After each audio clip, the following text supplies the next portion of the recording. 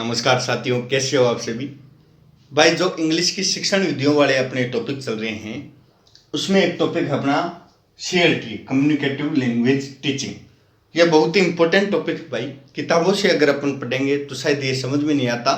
Communicative language teaching बहुत ही अच्छी तरीके से अपन पढ़ाएंगे इसको, कम्युनिकेटिव लैंग्वेज टीचिंग को। भाई, संवाद प्रणाली हिंदी में इसे बोलते हैं अपन, संवाद प्रणाली, संवाद प्रणाली बोलते हैं भाई।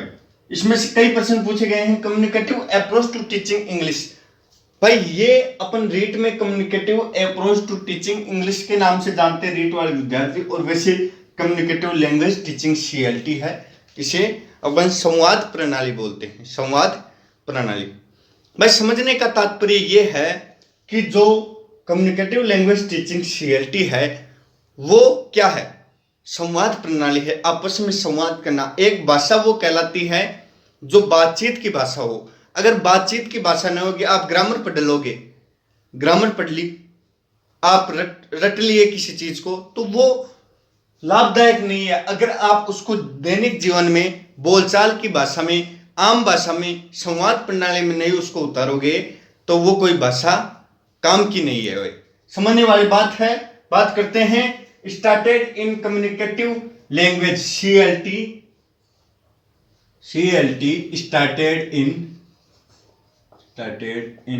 1960s, late 1960 के अंत में स्टार्ट हुई एंड कंटिन्यूअस अभी तक चल रही है। भाई, समझने वाली बात है। Continuous. But CLT started in late 1960 and continuous। Late 1960 से स्टार्ट हुई और अभी तक चल रही है भाई। CLT जो कम्युनिकेटिव लैंग्वेज है वो लेट 1960 से स्टार्ट हुई and now continuous. What is a communicative language? एक प्रश्न आता है भाई, what is a communicative language? भाई, कम्युनिकेटिव लैंग्वेज क्या है? समझने वाली बात है। What is a communicative language? Language for a communication. Language for a communication. समझने वाली बात है। CLT started in late 1960s and now continues। अभी तक चल रही है और लेट 1960 से स्टार्ट हुई थी। समझने वाली बात है। अब एक प्रश्न है भाई, What is a communicative language? What is a communicative language? जो कम्युनिकेटिव, जो संवाद प्रणाली की जो भाषा है वो क्या है? What is a communicative language? Language for a communication।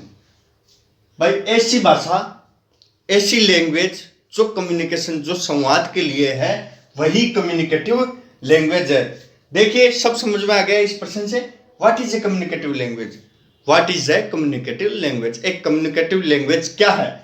तो लैंग्वेज फॉर ए कम्युनिकेशन, वो भाषा जो कम्युनिकेशन के लिए है, जो संवाद के लिए है, वो language for a communication is a communicative language. समझ में आ गया भाई। अब आगे चलते हैं। इसमें जो कम्युनिकेटिव शब्द है,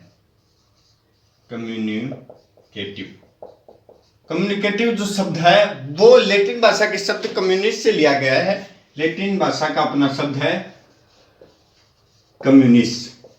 लैटिन भाषा का ये शब्द है, लैटिन लैंग्वेज का। भाई, कम्युनिकेटिव कम्युनिस्ट भाषा से लिया, कम्युनिस्ट शब्द से लिया गया जो कि लैटिन भाषा का शब्द है। लैटिन भाषा के शब्द कम्युनिस्ट से क्या बना? कम्युनिकेटिव बना भाई। कम्युनिकेटिव बना संवाद प्रणाली। कहने का अर्थ है संवाद प्रणाली। अब समझते भाई, एक शिक्षाविद हुए नोम चॉम्स्की। Noam Chomsky. भाई, नोम चॉम्स्की एक शिक्षाविद हुए। नोम चॉम्स्की एक शिक्षाविद हुए। Noam Chomsky linguistic. Noam Chomsky ने क्या कहा भाई? जो लिंग्विस्टिक थ्योरी है,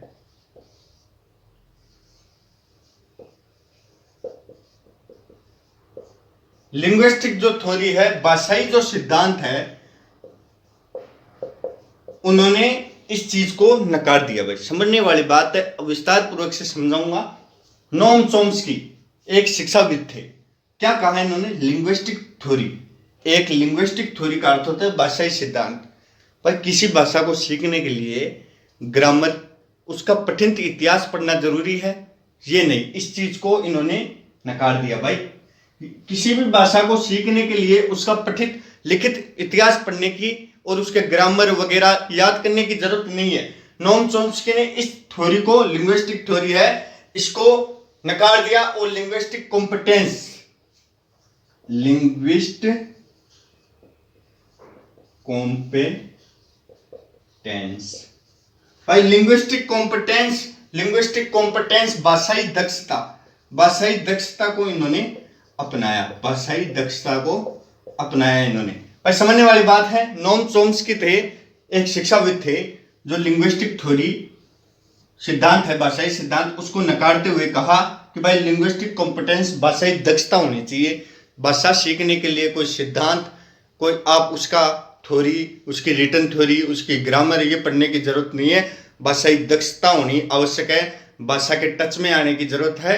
इस चीज को कौन बोले? भाई नोम चॉम्स्की ने कहा। एक शब्द दिया LAD, नोम चॉम्स्की ने एक शब्द दिया LAD, language acquisition device, language acquisition device दिया। भाई इसका अर्थ क्या है? भाई LAD का मतलब है, इन्होंने कहा, नोम चॉम्स्की ने क्या कहा कि जो हर व्यक्ति के अंदर भाषा सीखने के लिए एक LAD होता है, उसका क्या कार्य है? उसका कार्य है भाई बस उस व्यक्ति को भाषा के टच में लाने की जरूरत है, बाकी वो उस भाषा को कैच कर लेता है। जरूरी नहीं है कि आप उसे सिद्धांत पढ़ाओ, ग्रामर पढ़ाओ तो ही भाषा आएगी। ये चीज किसने की? नोम चॉम्स्की ने कहा। भाई CLT started in late 1960। What is a communicative language? Language for a communication. Communicative, communist Latin शब्द से आया है। नोम चॉम्स्की लिंग्विस्टिक थ्योरी, भाषाई सिद्धांत, इन्होंने नकार दिया और लिंग्विस्टिक कॉम्पिटेंस, भाषाई दक्षता को अपनाया। LAD इन्होंने कहा हर व्यक्ति में LAD होता है। समझने वाली बात है, यहां तक समझ में आया? भाई स्क्रीनशॉट ले लीजिए आप।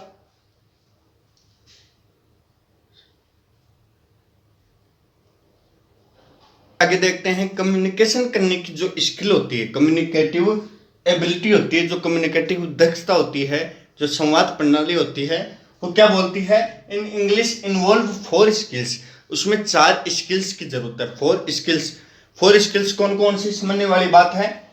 Communicative ability in English involve 4 skill, LSRW। अपन ने इसके बारे में समझा होगा भाई। LSRW क्या है? Listening, L speaking, S reading, R और राइटिंग, W। भाई लिसनिंग सुनना, स्पीकिंग बोलना, रीडिंग पढ़ना और राइटिंग लिखना। भाई समझने वाली बात है। अब यहां से समझिए। लिसनिंग जो स्किल है भाई, लिसनिंग, हम किसी को सुनते हैं तो इसमें हमारी पावर लग रही है, अगले की पावर लग रही है, वो क्योंकि वो बोल रहा है, अपनी पावर उसमें नहीं लग रही है। इसका अर्थ है कि अपन को सुनते सुनते नींद आ सकती है क्योंकि अपन इसमें एक्टिव नहीं है। समझने वाली बात है। अब आपको समझ में आएगा। लिसनिंग में अपन एक्टिव नहीं है, पैसिव है, उदासीन है, एक्टिव नहीं है। समझने वाली बात है। तो लिसनिंग होता है वो पैसिव होती है। लिसनिंग क्या होती है? पैसिव होती है। स्पीकिंग, अब स्पीकिंग में जैसे मैं बोल रहा हूं, अब बोलते बोलते मुझे नींद आ सकती है? नहीं, क्योंकि मैं एक्टिव हूं। समझने वाली बात है। स्पीकिंग में एक्टिव होता है, लिसनिंग में एक्टिव नहीं होता है। समझने वाली बात है। जो स्किल है स्पीकिंग, बोलते वक्त नींद नहीं आती है, जबकि सुनते वक्त नींद आ सकती है। तो स्पीकिंग करते वक्त वो एक्टिव स्किल होती है, लिसनिंग सुनते वक्त पैसिव स्किल। ऐसे ही रीडिंग, पढ़ते हुए हमें नींद आ सकती है, हम पढ़ते पढ़ते, किताब पढ़ते पढ़ते सो जाते हैं, लेकिन लिखते लिखते कभी सोए ही नहीं। तो रीडिंग स्किल है वो पैसिव स्किल है और राइटिंग स्किल एक्टिव स्किल है। भाई यहां तक समझ में आया। कम्युनिकेटिव एबिलिटी में ये 4 स्किल्स हैं, लिसनिंग, स्पीकिंग, रीडिंग, राइटिंग। अब समझो भाई एसेप्टिव स्किल्स। लिसनिंग, कोई बोल रहा है, हम सुन रहे हैं, हम उसको अंदर ग्रहण कर रहे हैं, हम उसको ले रहे हैं, उसकी बातों को सुन रहे हैं, इसलिए एसेप्टिव स्किल है लिसनिंग। और स्पीकिंग एक्सप्रेसिव, अपन अपने भावों को एक्सप्रेस कर रहे हैं। अब मैं बोल रहा हूं तो मेरे भाव एक्सप्रेस हो रहे हैं, तो स्पीकिंग एक्सप्रेसिव स्किल्स। आगे समझते हैं। रीडिंग पढ़ रहे हैं तो रिसेप्टिव स्किल्स, हम उसको अंदर ग्रहण कर रहे हैं। और राइटिंग अपन लिख रहे हैं तो एक्सप्रेस कर रहे हैं, अपने वाक्यों को एक्सप्रेस कर रहे हैं, एक्सप्रेसिव स्किल। यहां तक समझ में आया भाई। Communicative ability in English involve 4 skill LSRW। अभी इसकी बाहरी जो कम्युनिकेटिव लैंग्वेज टीचिंग CLT की बाहरी जो बातें हैं उनको अपन समझ रहे हैं, विस्तार पूर्वक लेकर चलेंगे एक एक पॉइंट भाई। इसमें से प्रश्न खूब आते हैं अपने। आगे चलते हैं भाई। पहले क्या होता था, जो शिक्षा होती थी वो स्टूडेंट सेंटर होती थी, मतलब एक विद्यार्थी केंद्रित पढ़ाई होती थी। उसके बाद वो अध्यापक पर हुई, अध्यापक केंद्रित पढ़ाई हुई, मूव ऑन अध्यापक। पहले एक स्टूडेंट केंद्रित पढ़ाई होती थी, फिर वो अध्यापक केंद्रित होने लगी। उसके बाद क्या हुआ, एक ही मेथड चला, रिग्ड मेथड, एक ही मेथड चलता था। फिर क्या हुआ, इलेक्ट्रिक में अप्रोच आई, फिर उसको समझने की एक अप्रोच स्थापित हुई। फिर फॉर्म बेस्ड और फिर मीनिंग। पहले क्या होता था, फॉर्म बेस्ड स्किल चलती थी, फिर वो मीनिंगफुल स्किल्स की तरफ आई। उसके बाद क्या हुआ, उसके बाद CLT डेवलप हुआ। उसके बाद क्या हुआ, CLT कम्युनिकेटिव लैंग्वेज अप्रोच, जो कम्युनिकेटिव लैंग्वेज टीचिंग है वो डेवलप हुई, CLT डेवलप हुआ। भाई यहां तक समझ में आया भाई। Communicative ability in English involves 4 skill. अब यहां पे एक समझने वाली बात और है, जैसे कि हम इंग्लिश बोल रहे हैं तो जरूरी है ये, मतलब इंग्लिश समझ रहे हैं, सीख रहे हैं, जरूरी है ये चारों स्किल्स ही लगे, ऐसा जरूरी नहीं है। कभी कभी 2 स्किल्स भी लगती हैं इनमें से, मतलब 4 का एक साथ लगना कोई जरूरी नहीं है। अब समझने वाली बात मैं समझाता हूं भाई। जैसे लिसनिंग, स्पीकिंग, रीडिंग और राइटिंग। जैसे कोई संवाददाता है, जैसे कोई रिपोर्टर है, रिपोर्टर बोल रहा है तो उसमें कौन सी स्किल लगी, उसकी बोलने की स्किल लगी, केवल उसकी कौन सी स्पीकिंग स्किल लगी। वो पढ़ रहा था ना उस समय भाई। कोई रिपोर्टर कोई स्पीच बोल रहा है, कोई भी बात बोल रहा है तो वो उस समय केवल उसकी स्पीकिंग स्किल लगी, वो पढ़ रहा नहीं है उस समय। समझ में आया भाई यहां तक। और अपन अखबार पढ़ते हैं, जैसे विद्यालयों में अखबार पढ़ते हैं तो उस समय अपनी स्किल कौन सी लग रही है, 2 ही तो स्किल लग रही है, एक अपनी रीडिंग पढ़ना और एक स्पीकिंग बोलना। ये 2 ही तो स्किल लग रही हैं, ये 2 नहीं लग रही अपनी। सुन रहे नहीं है उस वक्त अपन, राइटिंग लिख रहे भी नहीं है। तो जरूरी नहीं है चारों स्किल्स एक साथ लगे, 2 भी लग सकती हैं, 1 भी लग सकती हैं, 3 भी लग सकती हैं और 4 भी लग सकती हैं। यहां तक समझ में आया भाई। स्क्रीनशॉट लीजिए।